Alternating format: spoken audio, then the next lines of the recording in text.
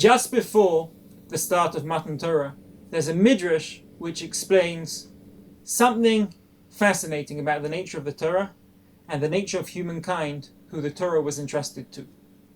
The Pasuk describes Moshe going up the mountain. It says, Moshe ala el Elohim. Moshe went up high, he went up to God. And the Midrash quotes a Pasuk in Tehillim and then launches into a very strange story.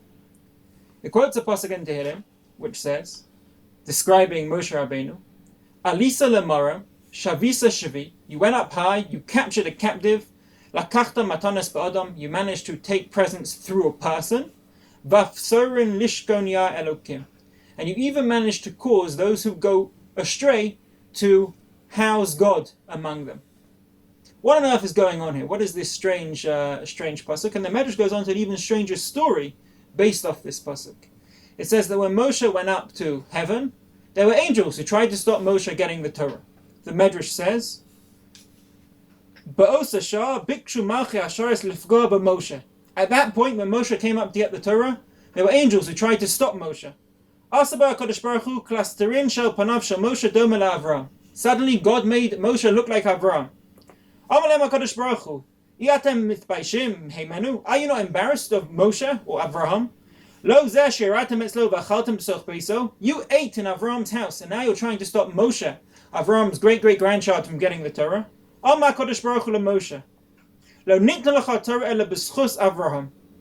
This Torah is only going to be given to you in the merit of Avraham.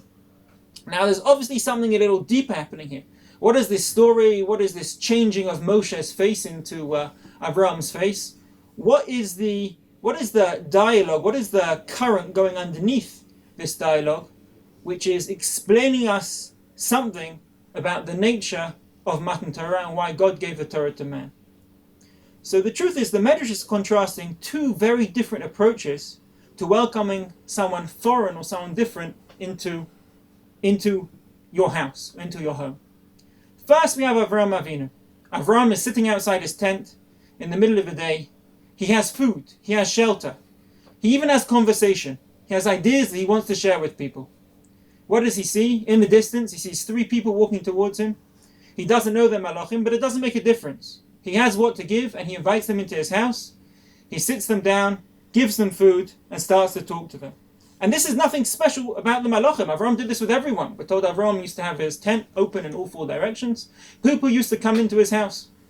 He would invite them in. He'd even teach them Torah. He'd teach them his Torah. They would thank him for the food. He would say, don't thank me. Thank the person who gave, thank the thing which brought this food into the world. How does food get into the world? And eventually he'd teach them about God.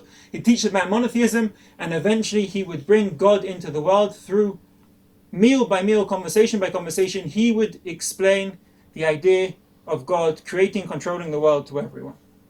But the important thing was that when he saw someone from outside, he would take them into his house and he would share what he had to give with them. Soon afterwards, the tables are turned. Now it's not angels visiting man, it's man visiting the angels. And the angels come up to, Moshe comes up to the angels. And he tries to get the Torah from God, and the angels stop him.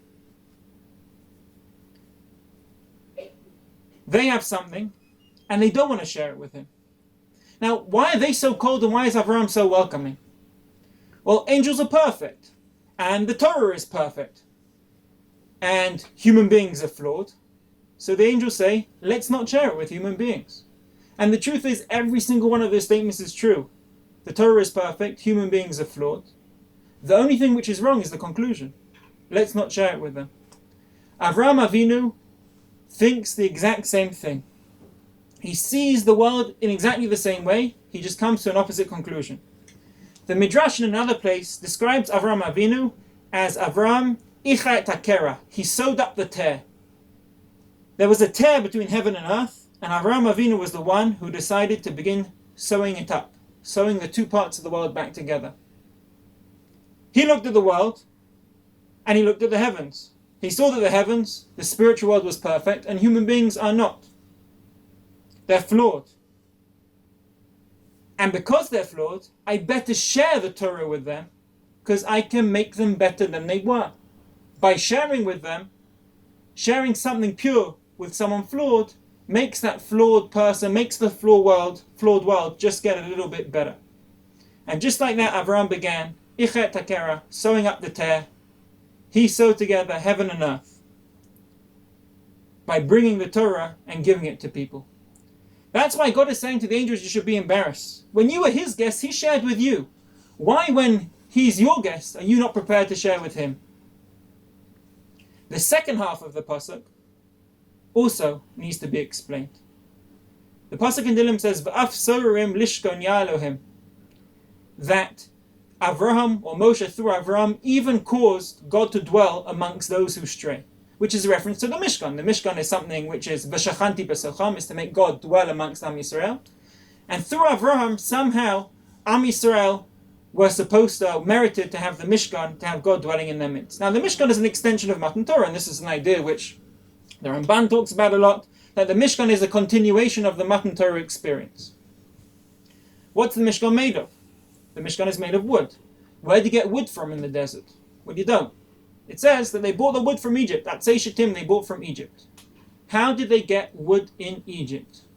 Here we have another strange medrash which we can sew together to make this idea fully clear and vibrant. The medrash says that when Yaakov was on his way down to Egypt, in fact the pasuk even says, he stopped in Beersheba. It says, he wasn't living there, but for some reason he took a stop on his journey down to Mitzrayim to stop in Beersheba. Now Yaakov didn't live in Beersheba. Who lived in Beersheba? Avraham lived in Beersheba. The Midrash says that Yaakov took a detour on his way down to Egypt. He took a stroll down memory lane, and he went to Beersheba.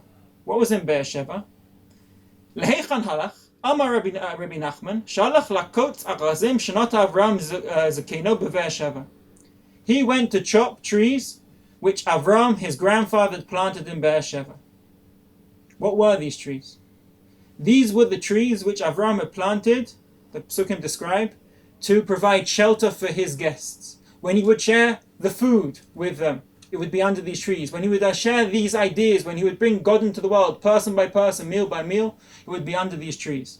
Yaakov chopped them down, bought them as a memento, carrying with him not only a souvenir of what his grandfather did, but the ideals that his grandfather lived by, to Mitzrayim. When Am Yisrael left Mitzrayim, those trees turned into a forest, and with that, they had the wood to build the Mishkan. Because the original Mishkan was Avram Avinu's house. The original place where God got brought into the world was Avram Avinu's tent under these very trees. And that's why the Jews could continue to bring God into the world through the Mishkan.